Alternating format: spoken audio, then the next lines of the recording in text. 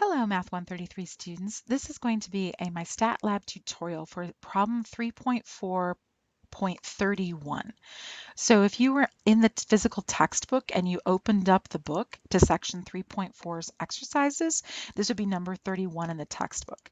Now, where it shows up in your particular homework set, who knows, but you can kind of tell what problem it is from the markers in the top left corner.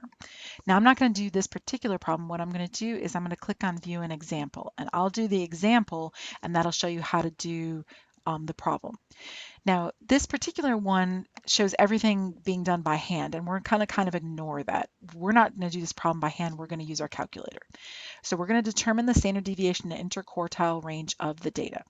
So the first thing I would have to do is I'd have to put that data into my calculator. So I turn on my calculator and press Stat, Edit.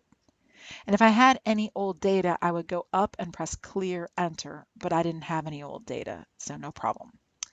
Now I'm going to type 318, enter, 378, enter, 337, and so on. Now remember that this is all one data set, so you don't want to actually put it into multiple columns. You want it all in one column. All right, so I'm going to pause the video and I'm going to type in the rest of these numbers and I'll be right back. And there they all are. With any luck, I've typed them all correctly. The thing about typing in data is you want to take your time, because if you do it wrong, then you're going to be in big trouble. All right, so now that we have all the data set in there, we want to find the standard deviation and the interquartile range. Now the standard deviation comes out of running one variable statistics on that list. So you want to go to Stat, you want to go to the right to Calculate, and you want to pick number 1, which is either pressing the number 1 or pressing Enter. Now it's going to ask you, where's your data set? Well, I'm in list 1. I do not have a frequency list, so I'm going to clear that. And I'm going to go down to the bottom to calculate. Frequency list is only used in section 3.3 for weighted means or grouped data tables, and in section 6.1 for the same thing. So unless you're in section 6.1 or 3.3, we do not use a frequency list. So I'm going to go down here to calculate. Now this was a sample, I'm assuming, so therefore I want the sample standard deviation, which is 77.759 or 77.76. So let me type that up. So the standard deviation comes out of the calculator. S is approximately 77.76. Now we can double check ourselves with the example to make sure that I'm correct. So we don't care about all this work. It's not relevant. What we care about is right there. S is 77.76, right there. All right.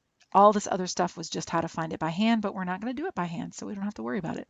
Find the interquartile range. Well, the interquartile range, IQR, is the range between your Q3 and your Q1. In other words, how far apart is your third quartile from your first quartile? So Q3 minus Q1.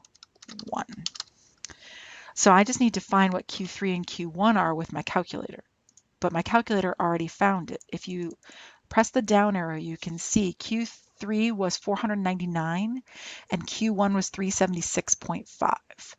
So I'm going to put those in there right there. 499 minus 376.5. Let me double check that. Yeah, 376.5.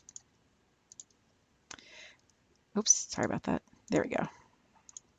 And then I press close. Oops, I need to find what that is. So let me type that. 499 minus 376.5, enter. And I get an interquartile range of 122.5. So as far as I'm concerned, that is the answer. And let's see this one. There we go. Now let's see if the computer backs me up on this. So, oh, it got weird on me, but you can see it right there. It's 122.5.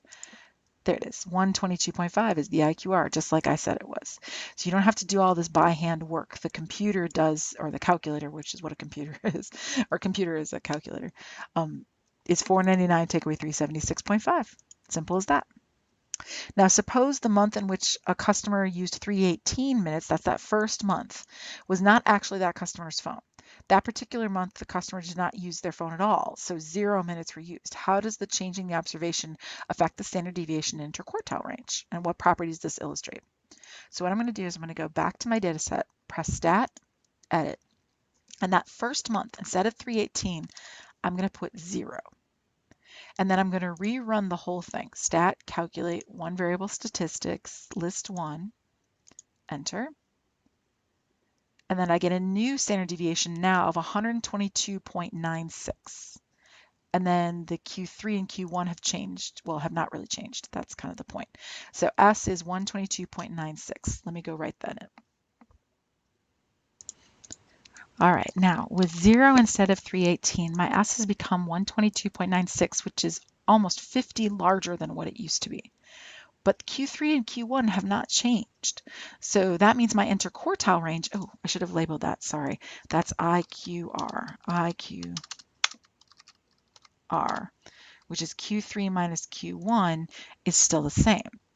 And what we're illustrating here is something that came up in the notes, which is that both of these are measures of spread. So let's make a note of this. Both S and IQR are measures of spread, right? They tell you how spread out your data set is. But S is not resistant to outliers. We have a low outlier in this case, in the second case. Since 0 is instead of 18, you might note that 0 is a low outlier.